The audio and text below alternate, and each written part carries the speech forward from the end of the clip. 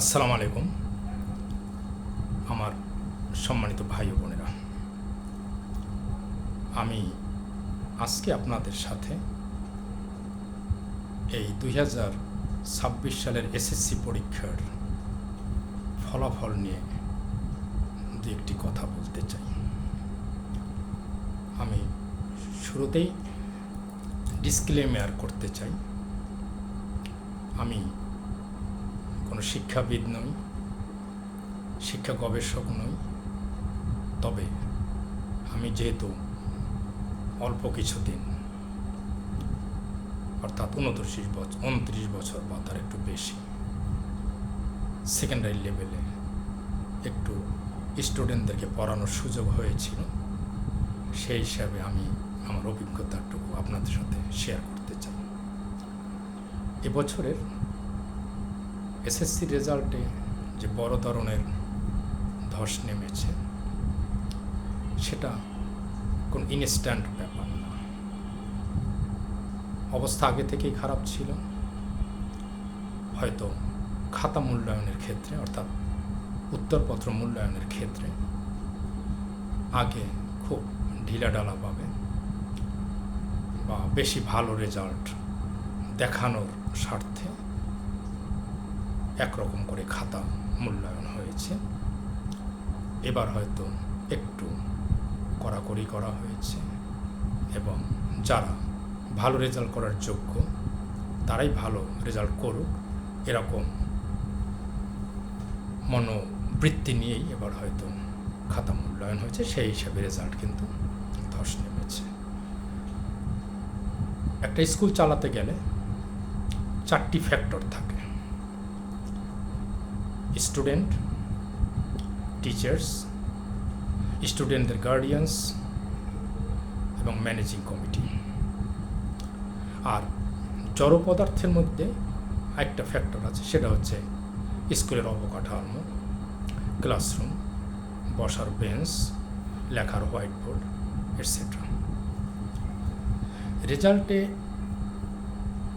ধস নামা নিয়ে আমার মাথা ব্যথা নেই। আমার মাথা ব্যথা হচ্ছে যে আমাদের সেকেন্ডারি এডুকেশনটা আসলে যাচ্ছেটা কোথায়?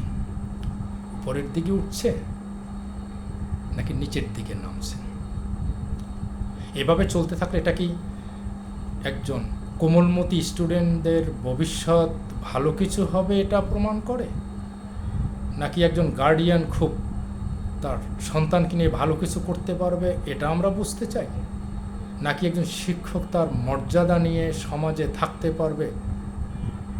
অনেক প্রশ্ন এর সাথে জড়িত আছে। তবে একটি কথা সত্যি, আমাদের সেকেন্ডারি এডুকেশনটা বেশ অধঃপতনের দিকে যাচ্ছে।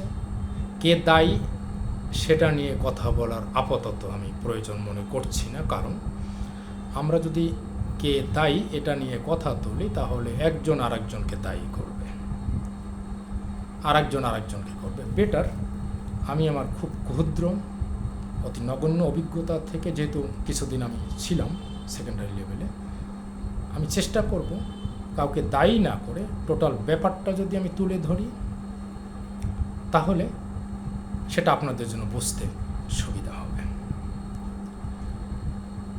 আপনারা কি ভাবতে পারেন যে সারা দেশে 312টি স্কুলে একজন স্টুডেন্টও পাশ করেনি?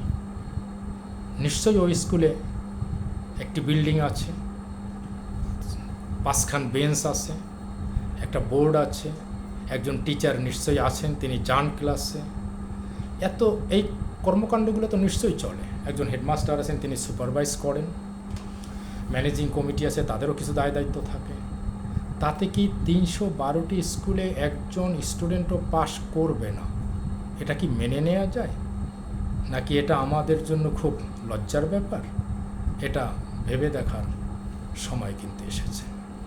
ভুলে গেলে চলবে না যে একজন শিক্ষার্থীর সবচেয়ে বেসিক জায়গাটি কিন্তু সেকেন্ডারি এডুকেশন, অর্থাৎ ক্লাস 6 থেকে ক্লাস 10 পর্যন্ত।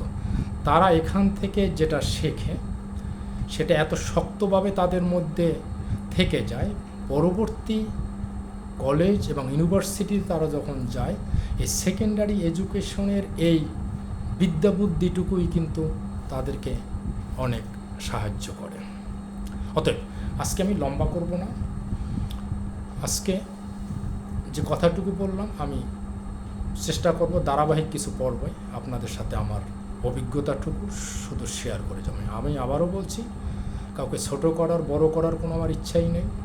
আমি নিজে যেহেতু শিক্ষক ছিলাম, এবং আমি যদি কোনো শিক্ষককে বদনাম করি সেটাও যেমন দুঃখজনক, আমার যারা সম্মানিত অভিভাবক আছেন বা ছিলেন তাদের জন্য সে সম্মানজনক। আমার ইচ্ছাটা হচ্ছে আমি পুরো ব্যাপারটাকে আপনাদের সামনে তুলে ধরার চেষ্টা করব আমার এই ন্যূনতম ক্ষুদ্রতম অভিজ্ঞতা এবং জ্ঞান দিয়ে। আপনারা সুন্দর থাকবেন, সুস্থ থাকবেন। আজকে পর্যন্ত।